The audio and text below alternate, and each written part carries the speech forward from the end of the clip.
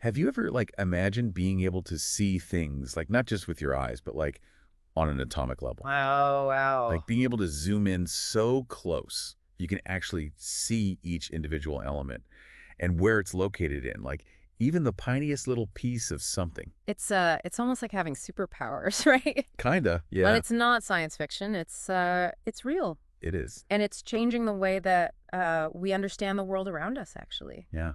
Welcome to the deep dive, everyone, where we take fascinating source material and really explore it. That's right. Dig deep. You said some really interesting information on micro X-ray fluorescence. It's also known as XRF, Right. XRF. and how it's being used to analyze meteorites. Oh, that's a cool application. Our goal for you today is to really understand what XRF is, how it allows us to see like this elemental world, and why that's so cool, especially when we're talking about these incredible visitors from space. Absolutely. The stuff that dreams are made of, literally. Little. So we have some insights from IXRF Systems. They make the Atlas M XRF spectrometer, which Yep. is a really leading piece of equipment in this field. And we also have an article called Unveiling the Cosmic Story, High Spatial Resolution MicroXRF Analysis of Meteorites. So cool. Together, they give us a really fascinating look into this analytical technique. Okay, let's get into it. Yeah. So first of all, what exactly is XRF? Right. So it sounds like it's related to regular XRF. Right, it does, yeah. But what makes it micro? Unless it's special. Yeah, exactly. Yeah. What's the magic? Yeah. You're on the right track. So the underlying principle, it's the same as standard XRF. Okay. And that is, it's an elemental analysis technique. But the micro part signifies a huge leap in its ability to focus and analyze really, really tiny areas. Okay. Think of it like this. So regular XRF, it can tell you the overall elemental composition of a sample. Right. But XRF, it lets us zoom in, like you were saying before, and see the distribution of those elements at a microscopic level. Oh, wow. So it's getting down to like the nitty gritty. So if standard XRF is like the wide angle lens, XRF is like the close-up. Exactly. That's a great way to put it. Like a super powered microscope, Awesome. but for elements. And, to take it a step further, instruments like the Atlas series, they can even function as XRF hyperspectral imaging microscopes. Say that 5 times fast. Yeah, kidding.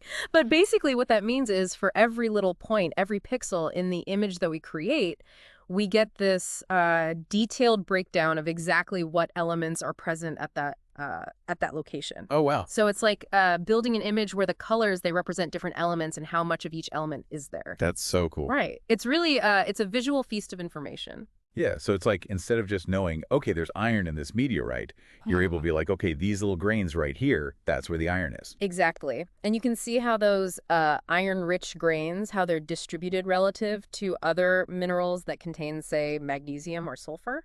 Right. And this spatial context, it's really, it's essential for understanding the processes that formed the meteorite in the first place. Wow. So we've talked about like what XRF is. Right. How does it actually achieve this microscopic elemental mapping? Right, right. So how does it work? Yeah, what's the science behind it? The fundamental process, it involves basically shooting the sample with X-rays. Okay. And these high-energy X-rays, they interact with the atoms in the sample, Okay. causing them to eject these inner shell electrons, and this makes them unstable.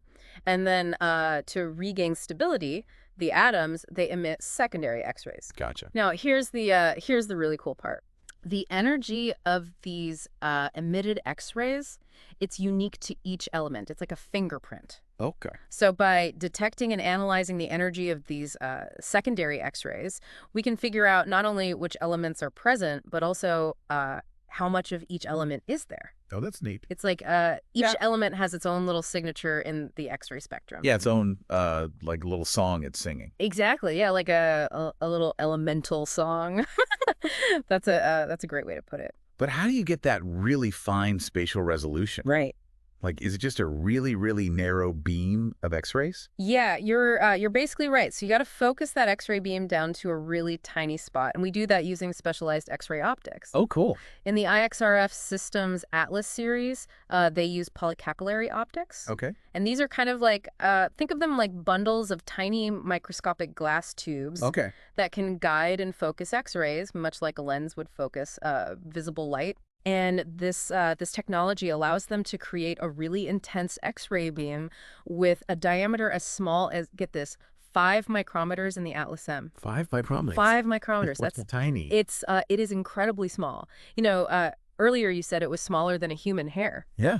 You're absolutely right. Wow. No, why not just use, like, a pinhole Right. Why not just make a tiny hole? to create a tiny X-ray beam? That's a good question. And the problem is that when you use a pinhole, you block most of the X-ray energy. Okay. And that makes it really hard to detect trace amounts of elements, so you lose that sensitivity. Gotcha. But the great thing about focusing optics like these polycapillary lenses is that they can deliver a much higher intensity of X-rays to that tiny spot.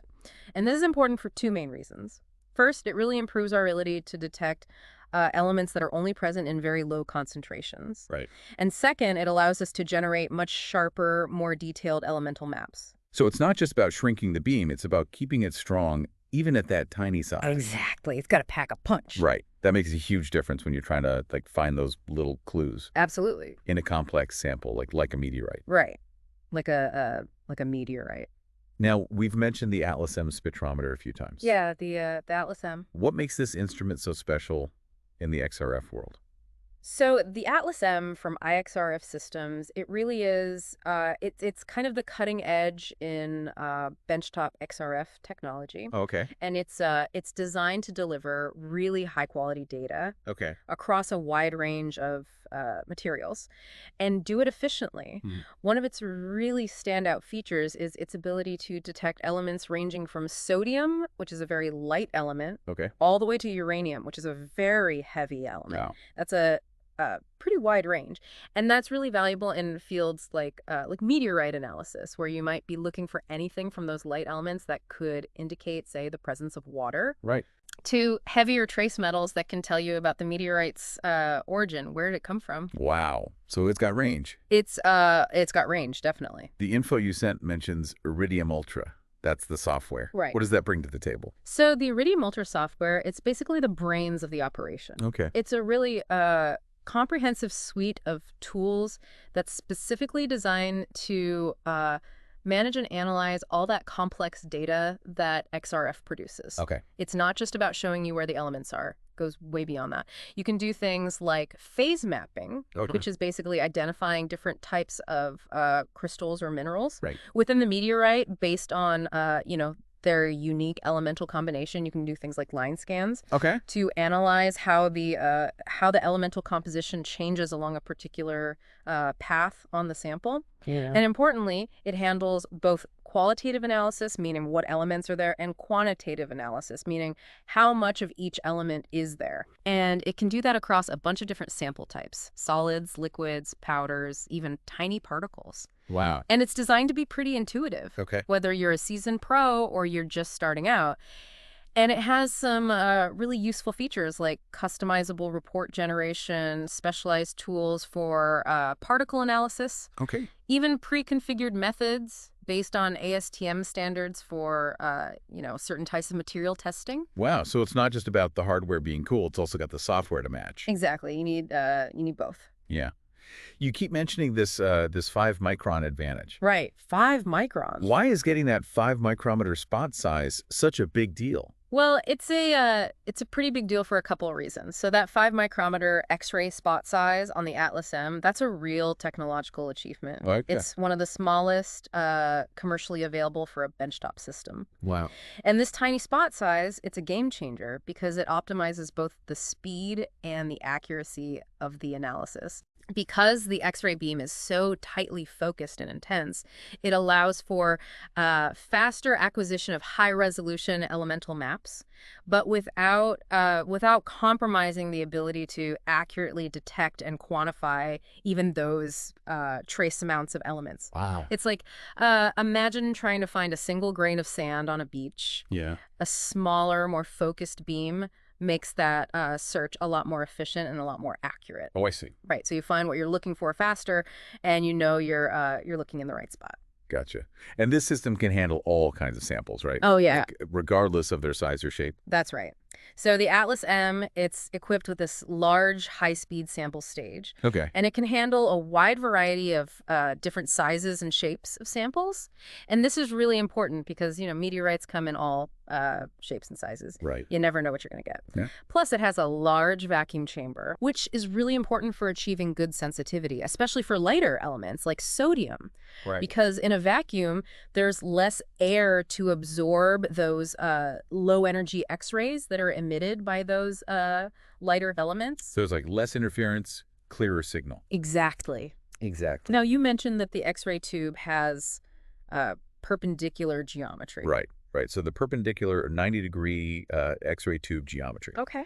It's pretty clever design, actually. Okay. What it does is it makes sure that the X-ray excitation spot on the sample, it stays circular, Oh, okay. even at that 5-micrometer resolution. Now, some competitors, they use angled geometries, Okay. and they often produce an elliptical beam shape. Like an oval. Yeah, like an oval Yeah. at their smallest spot sizes. And this might seem like a small detail, Okay. but it's actually it's pretty important Okay. because that elliptical beam, it can distort the elemental maps. And then it makes it hard to figure out the real shape and distribution of the elements at the microscopic level.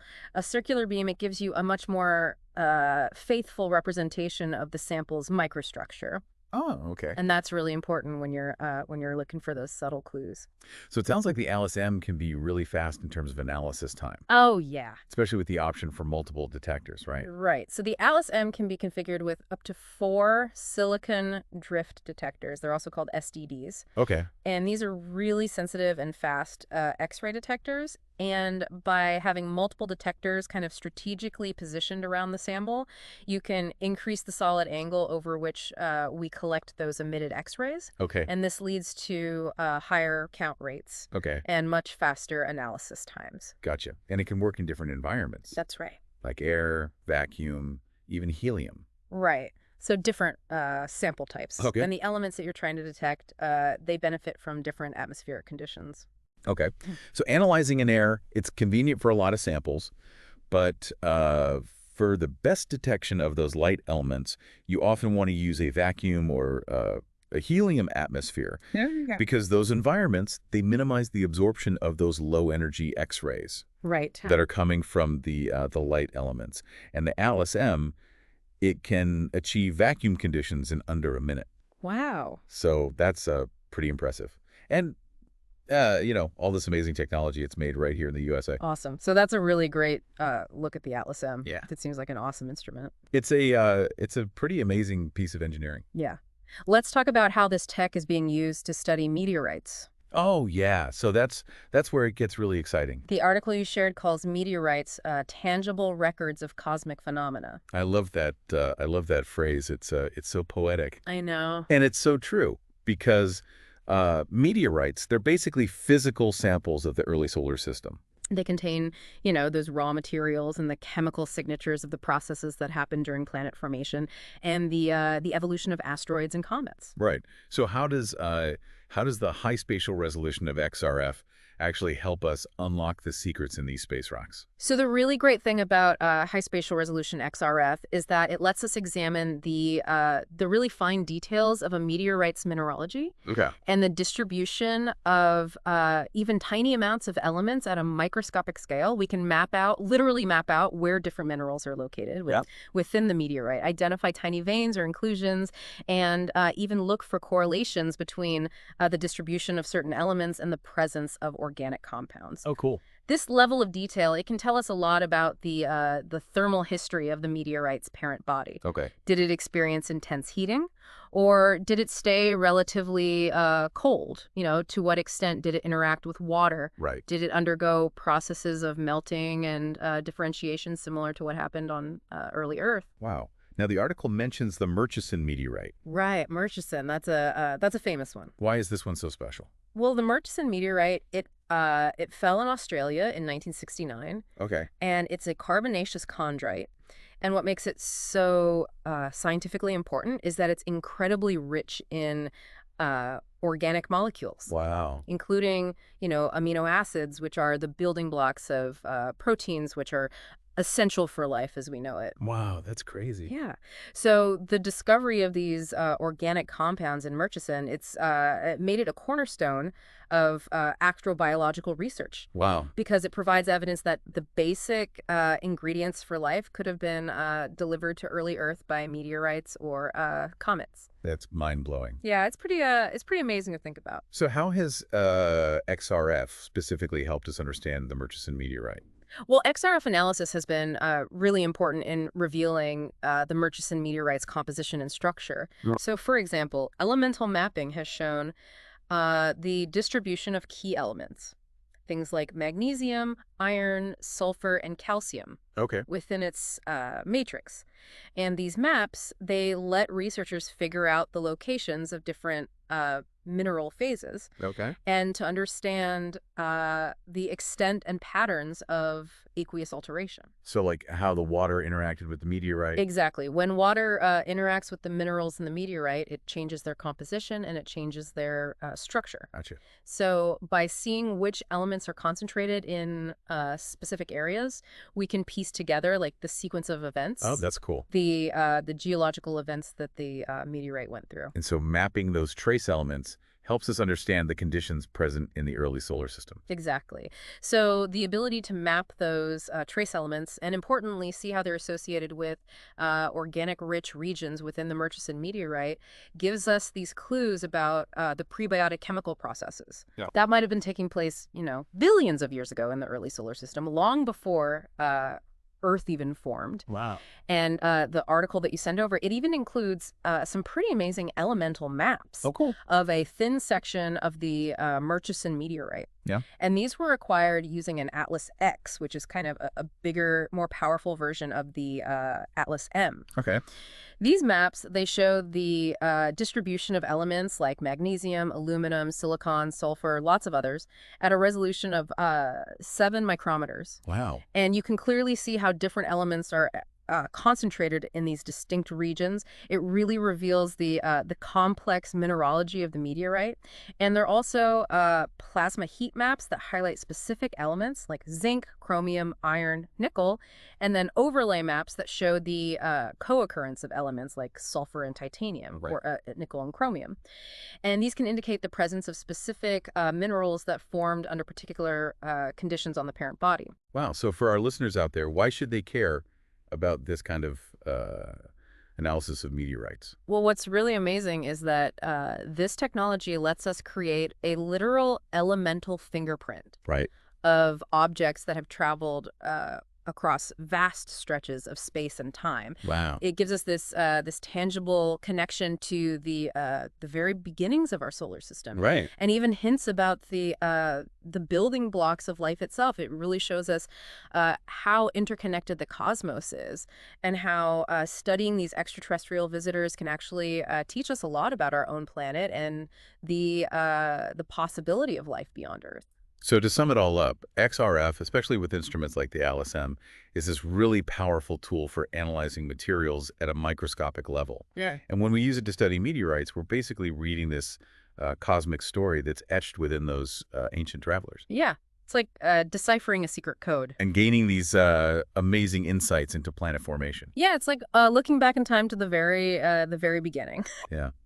This has been a really fascinating deep dive. It makes you wonder, if we could do this with meteorites, what other hidden worlds are out there? That's a great question. And it makes you think about the potential applications of this technology in other areas. Yeah. Think about environmental science. Oh, yeah. Tracking pollutants Ah. at the microscopic level, or in art and history, Okay. figuring out the exact pigments and materials that were used in a painting Oh. or an ancient artifact. Oh. Is it the real deal? Right. What can we learn about past technologies and trade routes? Oh, wow. Even in forensic science, Okay. analyzing tiny traces of evidence, Wow. the ability to see this unseen world around us, it Yeah. has huge potential Yeah. in so many different fields. This has been an amazing deep dive. Yeah, it's been a pleasure. Thanks for joining us. And thank you, listener, for tuning into the deep dive. We'll see you next time.